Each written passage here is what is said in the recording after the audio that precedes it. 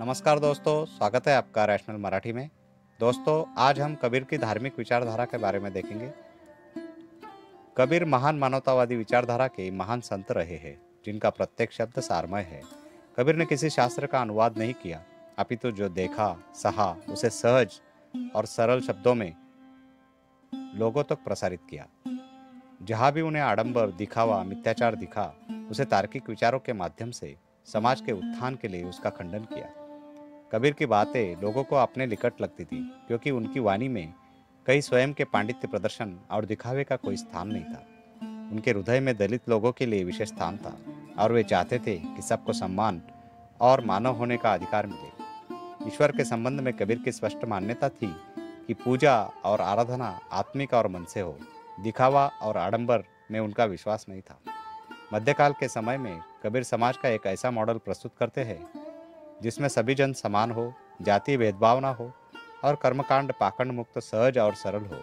कुरीतियों और बाह्याचार को कबीर ने सरल भाषा में समझाया और दैनिक जनजीवन से संबंधित उदाहरणों के माध्यम से लोगों को समझाया।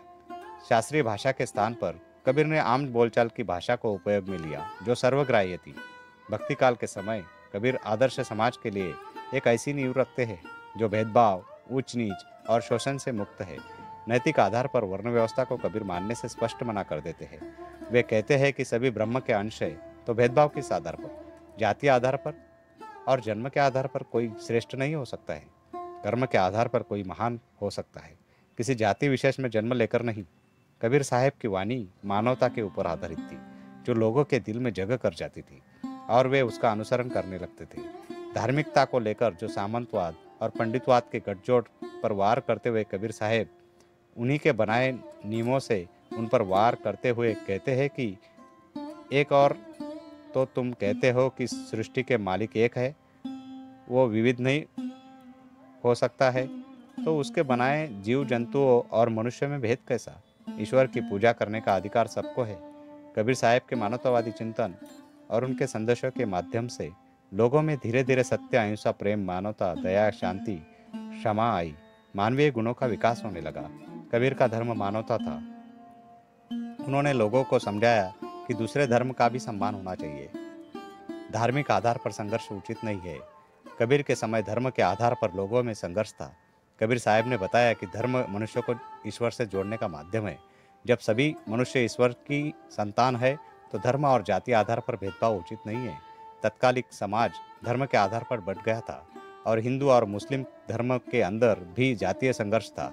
आम जनता इसके बीच में पिस रही थी। एक और उन्हें सामंतवादी शक्तियां लूट रही थी और दूसरी तरफ धार्मिक शक्तियां। हिंदू धर्म को जातिगत भेदभाव, ऊंच नीच, अस्पृश्यता ने बिगाड़ कर रखा था। गोंगा पंडितवाद के कारण हिंदू धर्म में भटकाव उत्पन्न हो रहा था। कुछ स्वार्थी तत्व स्वयं के लाभ के लिए धर्म को अपना हथियार बना रहे थे। वेद, पुराण, तीर्थ, कर्मकांड और व्यर्थ के आयोजनों का धर्म के आधार पर बेजा इस्तेमाल किया जा रहा था। कबीर ने समाज की हालत देखकर सर्वप्रथम आम जन में यह संदेश प्रसारित किया कि सभी जन एक है और एक ही परम सत्ता की संतान है। सभी जीव ब्रह्म की ही संतान है। छुआछूत, अस्पृश्यता, ऊंच नीच सभी इंसानों के द्वारा ही बनाए गए हैं। कोई जन्म के आधार पर श्रेष्ठ नहीं हो सकता। उसका आचरण महत्वपूर्ण है। ईश्वर के सुमिरन का अधिकार सभी को है। ईश्वर की नज़र में सब समान है। मंदिरों में दलित समाज के जाने पर प्रतिबंध था। कबीर ने इसका भी तार्किक रूप से एक रास्ता निकाला। कबीर ने अपनी वाणी में अद्भुत बात की है, जो सभी के लिए नई थी और तार्किक रूप से अकाट्य भी। कबीर साहब ने कहा कि ईश्वर को किसी मंदिर विशेष या और तीर्थ या स्थान विशेष में रहने की आवश्यकता नहीं है। वो जगत का स्वामी है और इस सृष्टि के कण कण में उसका वास है। सभी जीव उसकी ही संतान है। उसकी नज़र में कोई बड़ा या छोटा नहीं, अभी तो सभी समान है। ईश्वर को तीर्थ या मंदिर में ढूंढने के बजाय अपने हृदय में सत्कर्म और सदाचरण करके उसे महसूस करो। उसकी कोई आकृति नहीं, वो तो फूल की खुशबू के समान है। दोस्तों, अब यह वीडियो का अंत उनके ही एक दोहे से करेंगे। मोको कहा ढूंढे रे बंदे, मैं तो तेरे पास में। ना तीरथ में, ना मूरत में, ना एकांत निवास में, ना मंदिर में, ना मस्जिद में, ना काबे कैलाश में। मैं तो तेरे पास में बंदे, मैं तो तेरे पास में। ना मैं जप में, ना मैं तप में, ना मैं भरत उपास में, ना मैं क्रियाकर्म में, रहता नहीं जोग संन्यास में, नहीं प्राण में, नहीं पिंड में, ना ब्रह्मांड आकाश में, ना मैं प्रकृति प्रवार गुफा में, नहीं श्वासों की श्वास में, खोजी होए तुरंत मिल जाऊँ एक पल की तलाश में। कहत कबीर सुनो भाई साधो, मैं तो हूँ विश्वास में। धन्यवाद दोस्तों।